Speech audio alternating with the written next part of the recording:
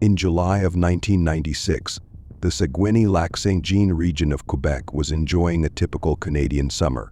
The region's rivers and lakes sparkled under the warm sun, and the surrounding forests and hills provided a stunning backdrop to life in this close-knit community. But beneath the beauty of the landscape, an unseen danger was brewing. Weeks of heavy rainfall had saturated the ground, and rivers were already running high. Few could have predicted that the peaceful waterways that defined the region would soon transform into deadly torrents, unleashing one of the most destructive floods in Canadian history.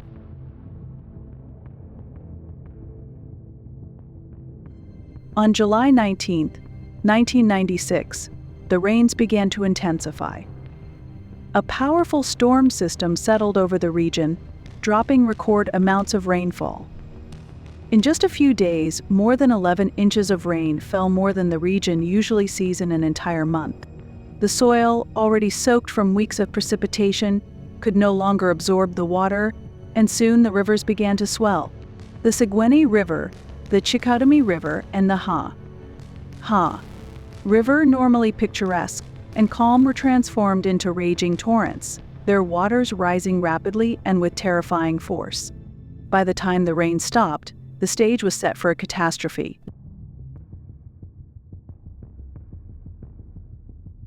As the rivers overflowed their banks, the floodwaters began to surge into the surrounding towns and villages. Entire neighborhoods were swept away in a matter of hours. Homes, businesses, and roads were swallowed by the rising water, with the sheer force of the flood carrying cars, trees, and debris along with it. In the town of Chicoutimi, the Ha River broke its banks, sending a deadly surge of water into the community.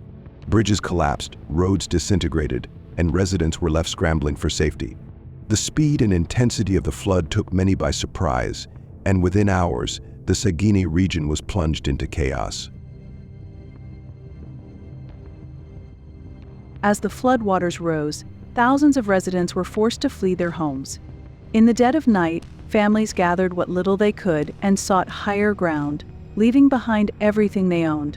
For some, there was no time to pack. Floodwaters rushed into their homes, forcing them to escape through windows or climb onto rooftops to avoid being swept away.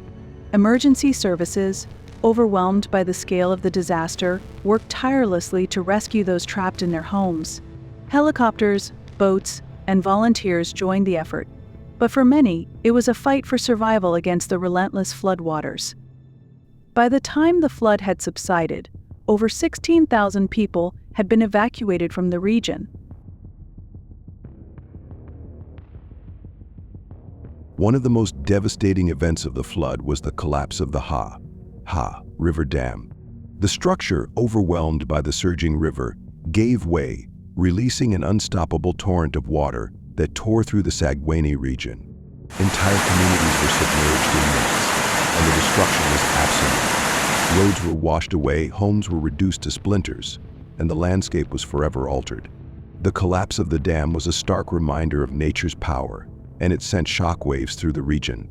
Despite the best efforts of engineers and rescue workers, there was little that could be done to stop the flood's destructive path.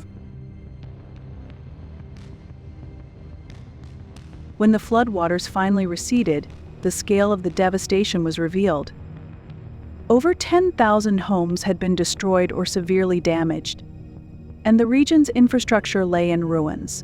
Roads, bridges, and railways had been washed away, cutting off entire communities. In Chicoutimi, where the Ha River had caused the most destruction, the downtown area was submerged under several feet of water.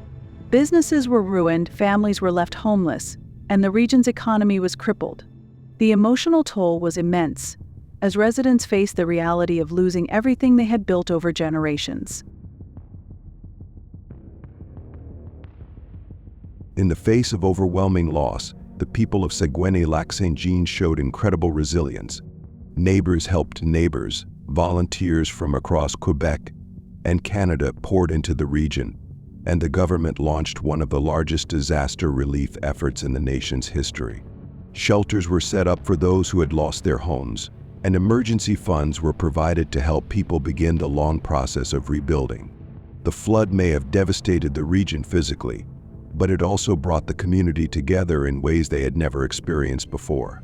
Stories of bravery and kindness emerged, from rescue workers saving lives in the floodwaters to ordinary citizens sharing what little they had with those who had lost everything.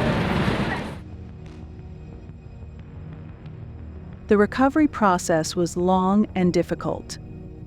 In the years following the flood, the Quebec government invested millions of dollars in rebuilding the region's infrastructure and providing financial assistance to those affected by the disaster. Roads and bridges were rebuilt, homes were restored, and efforts were made to ensure that such a tragedy would not happen again. Engineers and planners worked to improve flood management systems, reinforcing dams and installing new infrastructure to better control the region's waterways. But while the physical damage could be repaired, the emotional scars of the Saguenay flood would remain with the community for generations.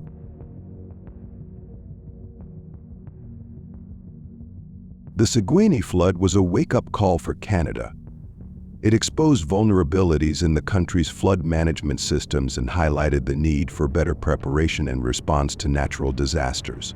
Following the flood, the federal and provincial governments worked to improve early warning systems, flood mapping, and emergency response protocols.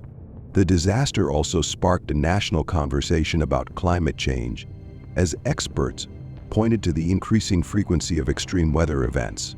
The Saguenay flood served as a tragic reminder that no region is immune to the forces of nature, and that communities must be prepared to adapt to a changing world.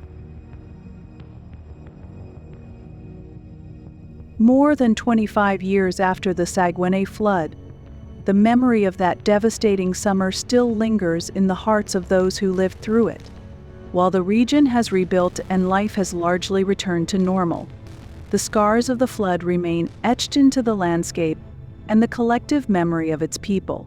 Each year, residents commemorate the disaster, remembering those who lost their lives and honoring the resilience of the community that rose from the ruins.